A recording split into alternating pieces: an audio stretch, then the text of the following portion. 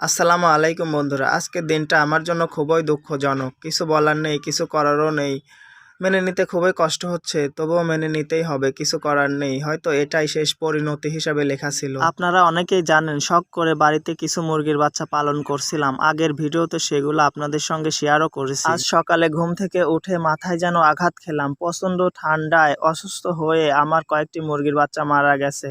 কাল সারাদিন বাড়িতে ছিলাম না, ঠিক মতো দেখাশোনা করতে পারিনি। সত্যি মনটা ভেঙে গেল আজ। তাই বাড়ির সবাই বলছিল বাকি যে কয়টা মুরগির বাচ্চা আছে সেগুলো এখনই বিক্রি করে দিতে, নয়তো ঠান্ডায় অসুস্থ হয়ে আর বাঁচবে না। মনটা ভেঙে গেলেও তাদের কথা মতো কয়েকটা বাচ্চা বিক্রি করে দিলাম, আর বাকি কয়েকটা মুরগির বাচ্চা জবাই করেছি। ভিডিওটা করার ইচ্ছে ছিল না, তবুও আপনাদের সঙ্গে শেয়ার করলাম, দুঃখটা একটু কমানোর জন্য। যাই হোক, আপনারা সবাই আমার জন্য দোয়া করবেন, আর আপনাদের ঘরেও যদি মুরগির বাচ্চা থাকে দয়া করে তাদের ভালোভাবে যত্ন নেবেন। ছোট প্রাণগুলো একটু আদর যত্ন পেলেই ভালো থাকে। সবাই ভালো থাকবেন। আল্লাহ হাফেজ।